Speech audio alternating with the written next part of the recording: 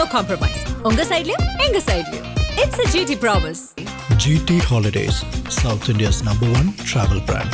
அபுதாபியில் வெறும் 50 லட்சத்தில் வீடு.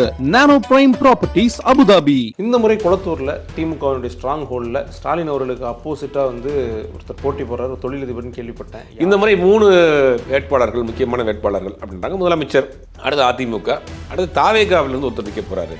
அவர் தான் இப்போ பேசுபொருளாக சமூக வலைதளங்களில் பெருசாக போயிட்டு இருக்கு. அவர் யார் அப்படின்னா பாலாஜி அப்படின்ற ஒரு நபர் அப்படின்றாங்க. இது யார் இந்த பாலாஜி அப்படின்னா ஒய்பிஎம் டிராவல்ஸ்னு ஒன்று இருக்குது. அந்த ஒய்பிஎம் டிராவல்ஸினுடைய நிர்வாகிகளில் ஒருவர். விஜயினுடைய தீவிரமான ரசிகர், ஆதரவாளராக இருந்திருக்கிறார். தொடர்ந்து விக்ரவாணி மாநாடு, மதுரை மாநாடுகளுக்கெல்லாம் இவரதே சொந்தமாக கிட்டத்தட்ட ஒய்பிஎம் டிராவல்ஸில் 100 பஸ் இருக்குது. எல்லா பஸ்ஸுகளையுமே இவர் தான் அனுப்பிச்சிருக்காரு. நான் இந்த முறை குளத்தூர் தொகுதியிலே பிறந்து வளர்ந்தவர், அதே தொகுதியில் பிறந்து வளர்ந்ததுனால எனக்கு அங்கே கொடுங்க அப்படின்னு அவர் தான் கேண்டிடேட். அப்போ அந்த மாதிரி முக்கியமான தொகுதிகளில் இந்த மாதிரி நிற்கிறப்ப ஒரு நட்சத்திர அந்தஸ்து பெறுவாங்க, வெளிச்சம் பெறுவாங்க. அது அவங்க வெற்றி பெறாங்களா இல்லையாங்கிறத காட்டிலும் அதுக்காகத்தான் நிற்கிறாங்க. விஜய் அவர்கள் எந்த தொகுதியில் நிற்பார் என்னன்னு ஏதாவது ஒரு அனுமானமோ இல்லைனா ஏதாவது ஒரு நியூஸ் இருக்கா சார்? அதை ஒருத்தர் தான் முடிவு பண்ண முடியும். அது அவருக்கு நெருக்கமான அந்த ஆஸ்தான அப்பாவோ அம்மாவோ ஆலோசரோ இல்லை, அவருடைய ஆஸ்தான ஜோசியர் தான் முடிவு பண்ண. ஜோசியர் தான் விஜய் நீங்கள் எந்த தொகுதியில் நிற்கலாம், அந்த தொகுதி முழுக்க ஜாதகத்தை அலசுவாங்க. அதை நம்புறாரா என்ன அவர்? அதை நம்பித்தானே வாழ்ந்துக்கிட்டு இருக்கிறாரு அவர். செவ்வாய்க்கிழமை என்ன சட்டை போடணும், புதன்கிழமை என்ன சட்டை போடணும், சனிக்கிழமை என்ன சட்டை போடணும், வெள்ளைக்கிழமை சோறு சாப்பிட்றதா, புளிசோறு சாப்பிட்றதா அப்படிங்கிறது கொண்டு ஒரு ஜோசியத்தில் முங்கி திரித்தவர் தான் விஜய். 50க்கும் மேற்பட்ட உலக நாடுகளில் 100 கோடிக்கும் அதிகமான ஆகாயம் தமிழ் பார்வையாளர்களுக்கு பேரன்பும் திருநன்றி. ஆகாயம் நேயர்களுக்கு வணக்கம். ஒரு தேர்தலையுமே ஸ்டார் வேட்பாளர்கள் அப்படின்னு ஒரு சில பேர் இருப்பாங்க. அது எடப்பாடி தொகுதி எடுத்துக்கிட்டால் நம்ம இபிஎஸ், குளத்தூர் எடுத்துக்கிட்டால் நம்மளுடைய ஸ்டாலின் அவர்கள், அதே மாதிரி இங்கே திருவல்லிக்கேணி, சேப்பாக்கு திருவல்லிக்கேணின்னு நம்ம உதயநிதி ஸ்டாலின் அவர்கள் இப்படின்னு ஸ்டார் வேட்பாளர்கள், ஸ்டார் தொகுதிகள்லாம் இருக்கும். இந்த முறை குளத்தூரில் ஸ்டாலின் அவர்களுக்கு எதிராக ஒருத்தர் போட்டி போட போகிற ஒரு பெரிய தொழிலதிபர். வழக்கமாக எப்படி இருந்தாலும் ஏதோ ஒரு கட்சியிலேருந்து யாராவது பார்ட்டிசிபேட் பண்ண தான் போகிறாங்க. ஆனால் இவர் மேலே ஒரு அதிக கவனம், திடீர்னு ஒரு பேசு பொருளாக இருக்குது.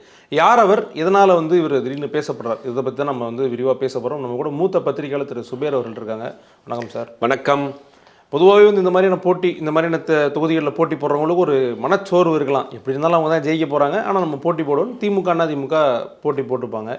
இந்த முறை குளத்தூரில் திமுகவினுடைய ஸ்ட்ராங் ஹோல்டில் ஸ்டாலின் அவர்களுக்கு அப்போசிட்டாக ஒருத்தர் போட்டி போடுறார், ஒரு தொழிலதிபர்னு கேள்விப்பட்டேன். யார் அவர், என்ன பின்னணி?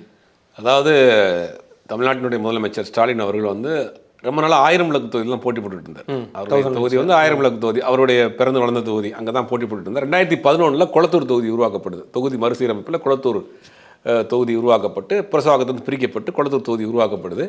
அந்த தொகுதி 2011 தொடர்ந்து வெற்றி பெற்றுட்டே வரார். 3 தேர்தலையும் வெற்றி பெற்றிருக்கிறார். 2 தேர்தலில் எதிர்க்கட்சியாக இருந்தார். ஒரு தேர்தலில் இன்றைக்கி முதலமைச்சராகவே இருக்கிறார். முதலமைச்சர் தொகுதியாடைய வேட்பாளராக அங்கே இருக்கிறார். அந்த தொகுதியில் பொறுத்த வரைக்கும் இவருக்கு நிறைய செஞ்சுருக்கிறாரு. தனிப்பட்ட செல்வாக்கு இருக்குது.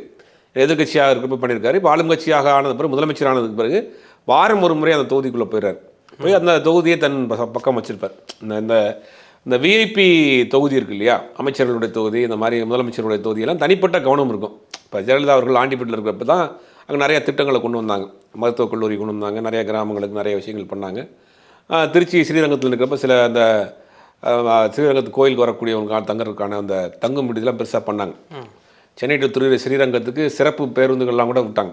அந்த மாதிரி அவங்க தொகுதிகளை முதலமைச்சர் கேண்டிடேட்டாக இருக்கிறவங்க, முக்கிய நிர்வாகிகளுடைய கேண்டிடேட் கூடுதல் கவனம் செலுத்துவாங்க.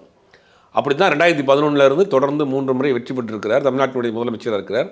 அந்த தொகுதி தான் குளத்தூர் தொகுதியின் மேல் இப்போ பயங்கரமான ஒரு கவனம் வந்திருக்கு. இந்த முறை 3 வேட்பாளர்கள், முக்கியமான வேட்பாளர்கள் அப்படின்றாங்க. முதலமைச்சர், அடுத்து அதிமுக, அடுத்து தாவேகாவிலிருந்து ஒருத்தர் நிற்க போகிறாரு. அவர் தான் இப்போ பேசுபொருளாக சமூக வலைதளங்களில் பெருசாக போயிட்டு இருக்கு. அவர் யார் அப்படின்னா பாலாஜி அப்படின்ற ஒரு நபர் அப்படின்றாங்க. இது யார் இந்த பாலாஜி அப்படின்னா ஒய்பிஎம் டிராவல்ஸ்னு ஒன்று இருக்குது. ஓகே. அந்த ஒய்பிஎம் டிராவல்ஸினுடைய நிர்வாகிகளில் ஒருவர். ஏன் நிர்வாகிகள்னா அந்த டிராவல்ஸ் ஓனர் 3 பேர். யாசின், பாலாஜி, மோசஸ்.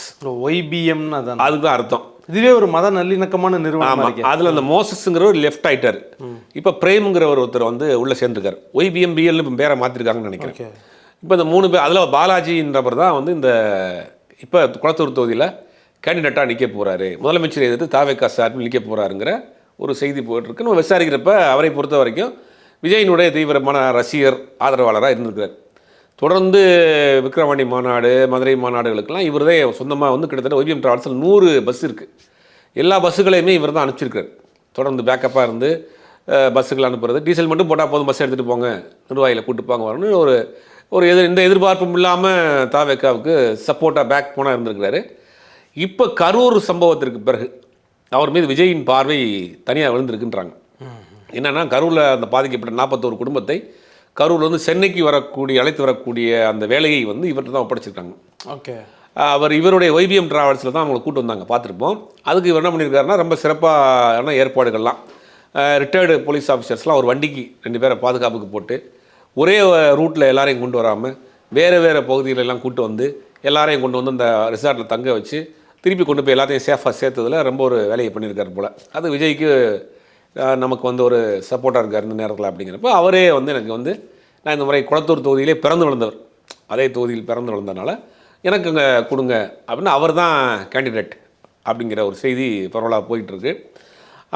அதிமுக சார்பில் பிரசவாக்கம் தொகுதியினுடைய முன்னாள் சட்டமன்ற உறுப்பினராக இருந்தவர், முன்னாள் திமுக சட்டமன்ற உறுப்பினராக வந்தவர் VS பாபு, அவர் அதிமுக சார்பில் அவருக்கு டிக் பண்ணிட்டாங்க, அவர் வேலையை ஆரம்பிச்சிருக்கிறாங்க. இப்போ ஆதிராஜாராம், அப்புறம் வந்துட்டு சைதை துரைசாமி, இவங்கெல்லாம் வரிசையாக அந்த தொகுதியில் முதலமைச்சர் எதிர்த்து அதிமுக சார்பில் போட்டி போட்டிருக்கிறாங்க. JCD பிரபாகரன், 3 பேர் போட்டி போட்டிருக்காங்க. 3 பேருமே தோல்வி சந்திச்சிருக்காங்க. இந்த நட்சத்திர தொகுதிகளில் வேட்பாளராக நிற்கிறவங்களுக்கு வந்து ஒரு வெளிச்சம் கிடைக்கும். இது ஒட்டுமொத்தமாக என்னென்னா தலைப்பு செய்திகள் இடம் முடிச்சிருவாங்க. 2006 ஆண்டிப்பட்டி தொகுதியில் அன்றைய முதலமைச்சராக இருந்த ஜெயலலிதா அவர்கள் போட்டி போடுறாங்க.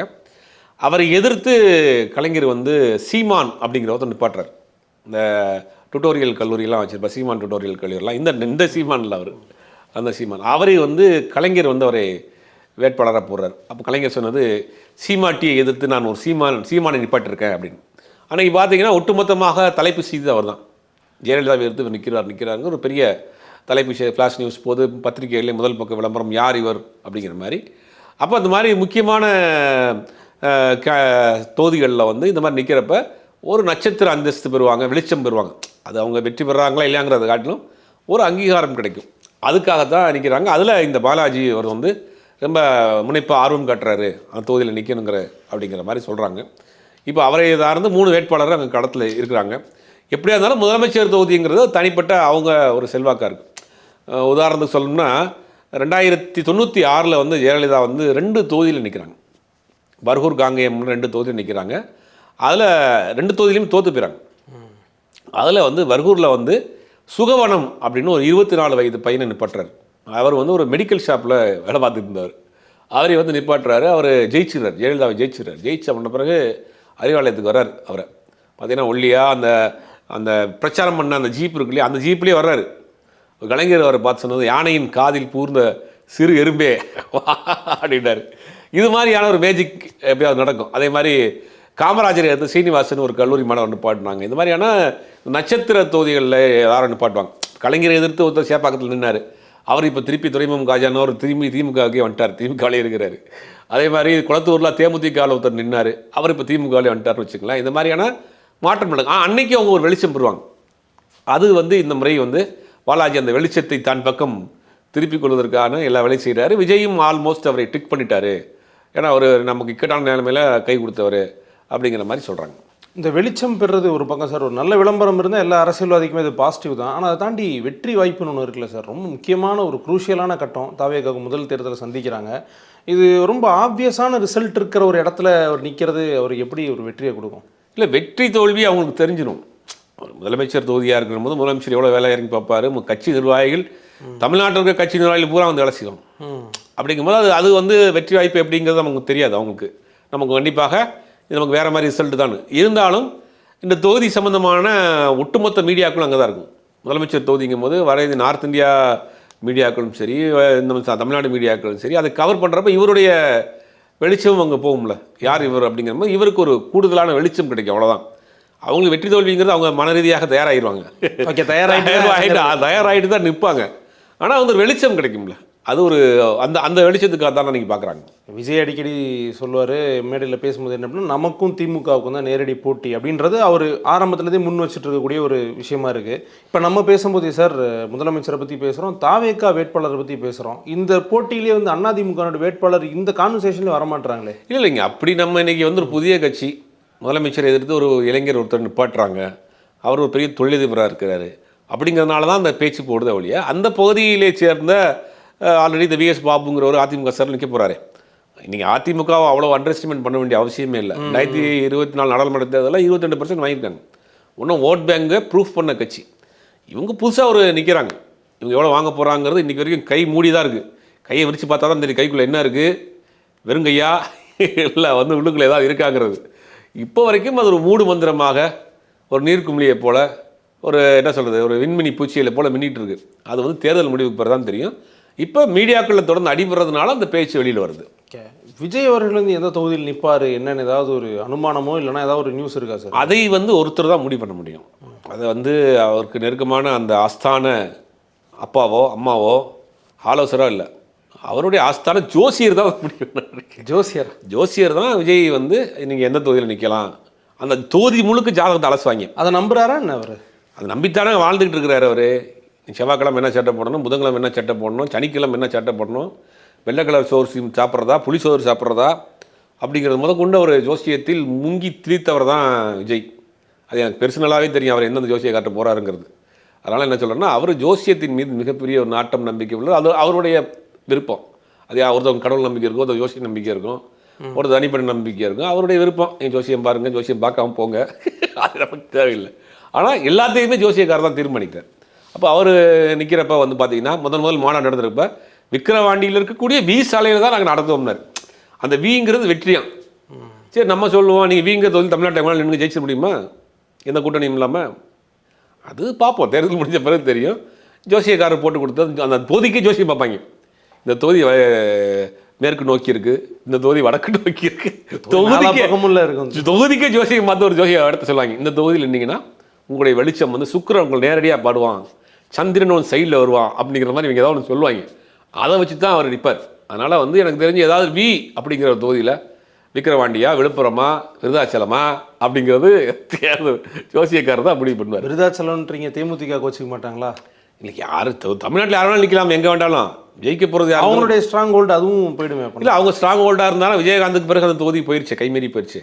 விருதாச்சலம் தொகுதியே அதுக்கு பிறகு அவர் அங்கே நிற்கலையே, போயிடுச்சு. ஆனால் விருதாச்சலம் தொகுதியில் விஜயகாந்த் வந்து அவ்வளோ சிறப்பாக பண்ணியிருந்தார். தனியாக ஒரு முறை நின்றுருந்தார் இல்லையா? அந்த முறை வந்து 2006 தேர்தலில் 2006-2011 காலகட்டங்களில் விருதாச்சலத்தில் ஒரு நிகழ்ச்சிக்காக போய் நாங்கள் ஒரு வாரம் தங்கியிருந்தோம். அப்போ பார்த்தீங்கன்னா விஜயகாந்த் அவர்கள் ஏகப்பட்ட வேலைகள் பண்ணியிருந்தார். அங்கே ஒரு பெரிய பாலம் கட்டியிருந்தார், மருத்துவ கல்லூரிகளுக்கான பெட்டு உருவாக்கி வச்சுருந்தார், நிறைய பண்ணியிருந்தார். ஒரு சட்டமன்ற உறுப்பினராக தனிச்சு தேமுதிகவுடைய முதல் சட்டமன்ற உறுப்பினராக விருதாச்சலம் தொகுதியில் விஜயகாந்த் வந்து அவ்வளோ பண்ணியிருந்தார். பட் அதுக்கு பிறகு அங்கே நிற்கலை, வேறு தொகுதிக்கு போயிட்டார், ரிஷிவந்தியம் போயிட்டார், அங்கங்கே போயிட்டார். அதனால் என்ன சொல்கிறேன்னா, அந்த தொகுதி அவங்க அடுத்து அவங்க நிற்கலையே. அதனால் வந்து யார் அங்கே நிற்கிறாருன்னு சொல்ல நீங்கள் ஏன் விஜயகாந்த் சொல்கிறீங்க? பாமகவுக்கும் அங்கே ஓரளவுக்கு செல்வாக்குள்ள, பாமகவுக்கும் நல்ல செல்வாக்கு. அதனால் வந்து யார் அங்கே நிற்க போகிறான்னு தெரியல. கூட்டணியில் இருக்கிறதுனால நான் சொன்னேன், இவங்க இன்னும் கூட்டணியில் கன்ஃபார்ம். இது எந்த கூட்டணினா இப்போ வந்து செங்கோட்டையன் கூட மட்டும் தான் கூட்டணி வச்சுருக்காங்க. அதோட செங்கோட்டையன் அந்த கொங்கு பகுதியில் ஏதாவது விங்கிற தொகுதியில் ஏதாவது இருக்கா அப்படின்னு பார்த்து சொன்னால் கூட அந்த பக்கம் நிற்கக்கூடிய எதுக்கு பாரு. இப்போ என்ன நினச்சிட்டு இருக்காங்க, செங்கோட்டையன் வந்தோடனே ஜெயிச்சு நினச்சிட்டாங்க. செங்கோட்டையன் வந்தோடனே ஜெயிச்சு இப்போ நாளை கழிச்சு முதலமைச்சர் ஆயிடுவோம் அப்படின்னு. இல்லை சார், ஆனால் ஒரு நல்ல விஷயம் தானே, கட்சிக்கு ஒரு சீனியர் இருக்காரு, அவருக்கு நிறைய, அது மட்டும் போதாது அப்படிங்கிறத நம்ம மேட்ரு. நீங்கள் கட்டமைப்புகளை ஸ்ட்ராங் பண்ணணும். ஒன்றிய அளவில், பகுதி அளவில், மாவட்ட அளவில் கட்டமைப்புகளை ஸ்ட்ராங் பண்ணணும், கட்சியை பலப்படுத்தணும், நிர்வாகிகளை சேர்க்கணும். 234 தொகுதிக்கு நீங்கள் வேட்பாளர் எப்படி தேர்வு எடுப்பீங்க? குறைந்தபட்சம் 2 கோடி ரூபா செலவு பண்ணணும். குறைந்தபட்சம் சொல்கிறேன். நீங்கள் சும்மா ஒரு போஸ்ட் அடித்து ஒரு மைக்கில் பிரச்சாரம் பண்ணால் கூட குறைந்து நான் சொல்கிறேன், புதுமுக வேட்பாளராக சுயேட்சை வேட்பாளராக போடுறதுக்கு 2 கோடி ரூபா செலவு பண்ணணும். இப்போ 234 கோடிக்கு எத்தனை கோடி வருது? 500 கோடி ரூபாய்க்கு மேலே குறைந்தது செலவு பண்ணணும்.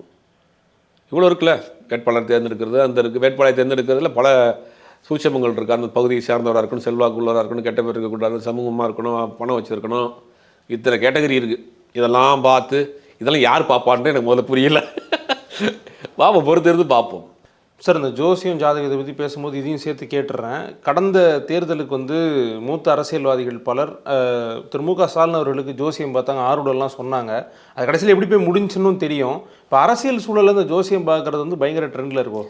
ஆரம்ப காலத்துலேருந்து இருக்குது. சினிமாவும் அரசியலும் ஜோசியம் வந்து இந்த மாதிரியான விஷயம். படம் டைட்டில் எப்படி வைக்கலாம், படம் டைட்டில் ஒத்த இடத்துல வருதா, ரெட்ட இடத்துல வருதா, இன்றைக்கி அமாவாசை ரிலீஸ் பண்ணலாமா, பௌர்ணமி ரிலீஸ் பண்ணலாமா, இன்றைக்கி பூஜை போடணும், அதில் எந்த பேர் வரணும் அப்படிங்கிறது முதற்கொண்டு சினிமாவில் சினிமாவிலையும் அரசியல்லையும் சென்டிமெண்ட்டின் உச்சம். அந்த மாதிரி ஜெயலலிதா இருக்கிறப்ப பல பேருடைய முதல்ல ஜாதகத்தை வாங்கி பார்த்துட்டு தான் கேண்டிடேட் அனௌன்ஸ் பண்ணுவாங்க. பல பேர் முதல்ல கேண்டிடேட் அனௌன்ஸ் பண்ணுறதுக்கு முன்னாடி ஜாதகம் கொடுக்கணும். அதிமுகவில் யார் இருப்பா 150 பேர் 150 பேரோட ஜாதகத்தை வாங்கி ஜோசியக்கார்ட்ட கொடுத்து ஜாதகம் கரெக்டாக கண்டுப்பார், ஓகே அவங்கள லிஸ்ட்டு கூப்பிடு, அதுக்கு பிறகு தான் இன்டர்வியூவே. அப்படி அதிமுகவில் இருந்துச்சு. சினிமாவில் அதை விட ரொம்ப மோசம். சினிமாவில் என்னென்னா ஒரு கேரக்டரில் ஒருத்தர் வந்து நடிச்சிட்டார். ஒரு கிரேன் ஓட்டுற ஒரு ஆப்ரேட்டர், அவர் ஒரு படத்தில் போஸ்ட் கொடுக்குற மாதிரி ஒரு சீன் நடித்தா அந்த படம் சூப்பர் டூப்பர் ஹிட். அவர் எல்லா படத்துலையும் ஒரு சீன் நடிக்க வச்சா படம் ஓடிருக்குன்னு எல்லா படத்துலையும் அவர் நடிக்க வைப்பாங்க. அப்போ சினிமாவிலையும் அரசியலையும் பொறுத்த வரைக்கும் ரெண்டுமே வந்து நேரடியாக மக்கள் தொடர்பு உள்ள விஷயம் இல்லை. அப்போ ஏதாவது நடந்துடாதான்னு நினைக்கிறதுக்கு நீங்கள் யோசித்தை போய் பார்த்து நல்ல படம் தான் ஓடுங்கிறது ஒரு விஷயம். மக்களுக்கு நல்லா செஞ்சால் மக்கள் ஓட்டு போடுவாங்கிற விஷயம். அதெல்லாம் விட்டுட்டு என்ன பண்ணுவாங்கன்னா ஜோசியத்தை பார்த்து ஏதாவது நம்ம ஜெயிச்சிட முடியுமா அப்படிங்கிறதுனால ஒரு நம்பிக்கையில் போய் பார்க்குறாங்க. பட் பல இடங்களில் கட்டம் தடுமாறி விட்டுருக்குங்கிறது தான். ஏன்னா போன வாட்டி அது பயங்கரமாக பொய்த்து போயிடுச்சு. அதனால தான் கேட்குறேன். இவன் நம்ம முதலமைச்சராக இருக்கக்கூடிய இப்போ முதலமைச்சராக இருக்கக்கூடியவருக்கு ஒரு அமைச்சர் முன்னாள் அமைச்சர்லாம் மேடையில் பேசினார். அவருக்கு கட்டம் சரியில்லைங்க, கட்டம் நாங்கள் ஃபுல்லாக அலசி ஆராய்ஞ்சிட்டோம், அவர் முதலமைச்சர் அதுக்கான வாய்ப்பே இல்லை அப்படின்னு சொன்னாலும் நீங்கள் எங்கே போனாலும் தெரியல. இருந்தாலும் கூட ஒரு நம்பிக்கை இருக்கும்ல, அந்த கட்டத்தை பார்த்த சோசியக்கார் சரியில்லை போல அப்படிங்கிற ஒரு நம்பிக்கை இருக்குது. சினிமாவிலையும் அரசியலையும் இந்த ஜோசியம் இந்த மாதிரி சென்டிமெண்ட்ஸ் நிறையா இருக்குது. ஓகே சார், உங்களுடைய நேரத்துக்கும் கருத்துக்களுக்கும் ரொம்ப நன்றி சார். No compromise. உங்க சைடுலயும் எங்க சைடுலயும். It's a GT promise. GT Holidays, South India's #1 travel brand. அபுதாபியில் வெறும் 50 லட்சத்தில் வீடு. நானோ பிரைம் ப்ராப்பர்ட்டிஸ் அபுதாபி.